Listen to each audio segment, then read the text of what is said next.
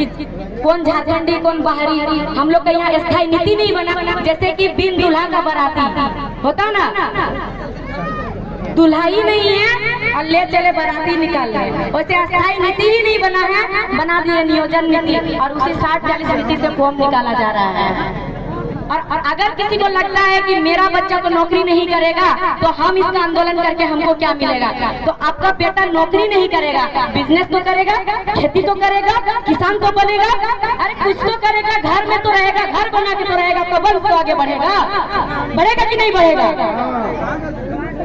तो वो लोग 60-40 नियोजन नीति में नौकरी के माध्यम से हमारा झारखंड घुसेंगे और हमारा झारखंड घुसने के बाद यहाँ का जमीन जायदाद खरीदेंगे। क्यों नहीं खरीदेंगे? वो लोग अपना परिवार लाएंगे, वो लोग कहाँ रहेंगे? हवा में तो नहीं रहेंगे। जमीन जायदाद तो वो लोग खरीदेंगे ना, तो जमीन जायदाद खरीदेंगे तो आपका जमीन भी तो बेचा रहा है। अभी सोचिए इतना कम है बाहर वाले लोग और नौकरी कर रहे हैं, ब्लॉक में करते हैं ना। पहले कहा जाता है कि लड़की देखने जाओ शादी करने के लिए तो 7 जोड़ा चप्पल खींचता था, कहा जाता है ना। अगर यहाँ कोई दादी और दादाजी लोग हैं तो वो लोग जानेंगे, 7 जोड़ा कहा जाता था क्योंकि पैदल जाते थे पहले दादाजी, कहा जाता है ना 7 जोड़ा चप्पल घिसता था। तो वही अभी उसी का उल्टा हुआ। अभी अगर आपका एक जाति प्रमाण पत्र बनाने जाइएगा ब्लॉक तो आपका 7 जोड़ा चप्पल घिसेगा। 7 दिन आपको दौड़ना पड़ेगा, मतलब वही ना 7 दिन दौड़िएगा तो 7 दिन 1-1 लीटर पेट्रोल तो डालिएगा ना अपना गाड़ी में, तो 7 जोड़ा चप्पल का बराबर हुआ कि नहीं हुआ? तो ये बात हो रहा है कि नहीं? अब सोचिए वो लोग अगर 40% में घुस जाएगा तो क्या होगा। आज अगर ये दिन हो रहा है, सबसे पहले इसमें तो दोषी मैं महिलाओं को मानती हूँ, सबसे पहले दोषी महिलाओं को मानती हूँ। महिला इसलिए दोषी है इसमें क्योंकि महिला घर पर रहती है और पर्व त्योहार ज्यादातर महिला करती है और देखा देखी करके बाहर वाले का पर्व त्योहार को अपना रही है। तो बाहर का पर्व त्योहार अपनाएगी तो सरकार तो थोपेगा ही हम लोग को नीति। और एक दूसरा बात है कि क्या होता है, गांव में जब आता है वोट पहुंचता है तो नेता मंत्री आते हैं, आने के बाद वो कहते हैं महिला समिति होता है ना गाँव में, महिला समितियों को ज्यादा टारगेट करते हैं क्योंकि महिला अगर जिस पे अड़ जाती है ना वो करके ही बैठती है, जो एक बार ठान लेती है। तो महिला समिति को पकड़ते हैं और कहते हैं कि आपको हम कुर्सी देंगे, दरी देंगे आपका समिति को, आप हमें ही वोट दीजिएगा, या फिर आपको एक साड़ी देंगे, आप हमें ही वोट दीजिएगा। ये चीज होता है कि नहीं होता है? तो कोई महिलाएं नहीं है, सारी बच्चियां हैं, तो ये लोग क्या जानेंगे, वो चीज होता है। फिर वहाँ से वोट लेते हैं तो जितना कोई भी अभी बच्ची लोग आप लोग यहाँ बैठी है, आप लोग अपना घर जाके अपना माताओं से कहेगी कि माँ इस बार आप महिला समिति आपका जो है आप साड़ी दरी और कुर्सी लेके वोट मत दीजिए, आप तो आपका वोट बेच रहे, फिर हमारा भविष्य कैसे बनेगा, हम आगे जाके पढ़ेंगे कैसे, नौकरी कैसे करेंगे, ये सवाल जरूर कीजिएगा। और दादा लोग ज्यादा दांत मत दिखाइए, आप लोग भी कोई कम नहीं है। आप लोग क्या करते हैं, एक मुर्गा और एक बोतल दारू लेते हैं और वो गटक लेते हैं, सुबह जाके ले दाना एकदम बैठा देते हैं, वोट मार देते हैं। देते कि नहीं देते हैं? और दारू पीना शुरू कहाँ से हुआ?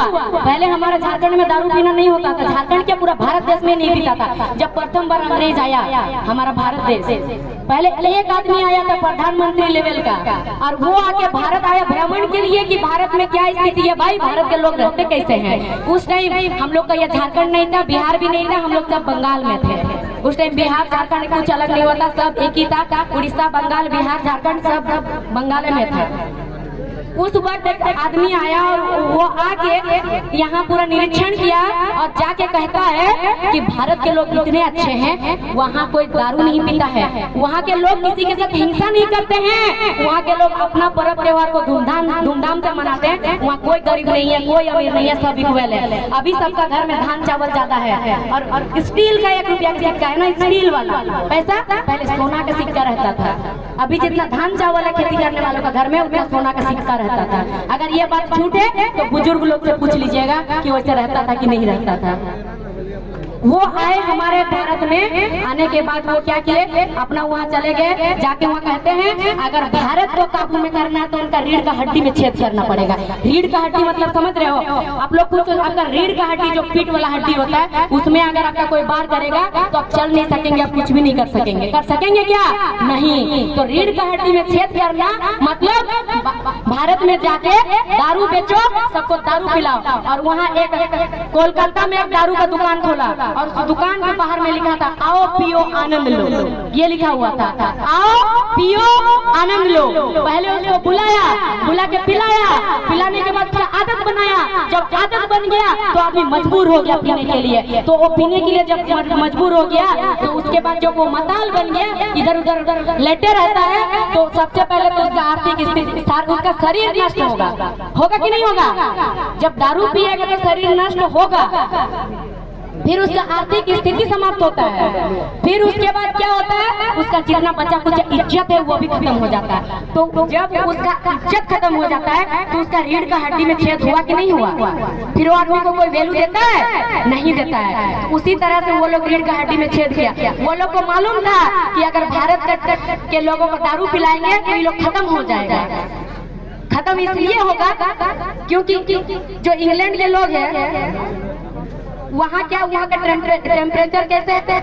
ठंडा है बहुत ज्यादा, इतना लो है कि वो लोग को दारू पीना पड़ता, बच्चा को भी। और हमारे भारत में यहाँ का बहुत ज्यादा हाई है। अगर यहाँ के इंसान को थोड़ा भी पिला दीजिए तो उसका दिमाग में असर करता है। तो अगर सोचिए, आप लोग खुद एक चीज देखिएगा, नोटिस कीजिएगा, जो आदमी पिया हुआ रहता है वो आदमी, उसका व्यवहार देखिएगा पूरा बदल जाता है, आदमी तिरमिरा जाता है वहीं पे। होता है कि नहीं होता है? क्योंकि इतना शरीर में हमारा टेम्परेचर है और उल्टा ऊपर से आप दारू पी लीजिएगा तो क्या होगा? वही ना होगा। और वही लोग यहाँ पे शुरू किया था, क्या शुरू किया था? शराब। और एक चीज, जो अभी बलात्कार इतना हो रहा है, इतना कुछ हो रहा है, जो जगह जगह पे लड़कियों के लिए कोठा होता है ना, कोठा खोला हुआ, ये सब भी पहले भारत में नहीं था। ये शर्माने वाला बात नहीं है, हकीकत बात है। वो लोग आने के बाद हमारा भारतीय परंपरा, हमारा भारतीय संस्कृति, रीति रिवाज, ये सब बहुत ही सुंदर था। यहाँ के लोगों को कोई छल कपट कर ही नहीं सकता था। वो लोग आए, सबसे पहले वो लोग महिलाओं को, बेटियों को अपना जाल में फंसाने लगे। जाल में मतलब प्यार मोहब्बत वाला, शर्माने वाली बात नहीं है, हकीकत बात है। प्यार मोहब्बत वाला जाल में फंसा के शादी ब्याह करते हैं, फिर उसको छोड़ देते हैं। और हमारा भारतीय संस्कृति में तो है कि किसी का बेटी अगर दूसरा जात में शादी करेगी तो फिर उसको अपनाता नहीं है घर वाला। फिर वो लोग घर वाला तो उसको छोड़ दिया। फिर जब वो लोग भी बाद में लड़की को छोड़ते हैं, छोड़ देता है, तब वो लड़की को जब सब तरफ से छोड़ा जाता है तो लड़की कहाँ जाएगी? फिर लड़की उल्टा काम करने लगी। यहीं से शुरू हुआ है कोठा, यहीं से शुरू हुआ है बलात्कार। पहले ये हमारे भारत में, ये हमारे झारखंड में ये कहीं नहीं होता था। और उसी चीज को अभी नेता मंत्री अपना के रखे हैं। ये हकीकत है। वोट मांगने आते तो दारू देते, आपका रीढ़ का हड्डी में छेद करते हैं। और जगह जगह पे, हर ये पे देखिएगा कोठा बना हुआ है। हर बड़ा बड़ा शहर में जाइए कोठा बना हुआ है कि नहीं है? अंग्रेज तो चले गए, लेकिन वो उनका जो दिया हुआ कानून था वो कानून भी नहीं गया, और वो जो यहाँ पर आके खोपे हैं वो भी वापस नहीं गया।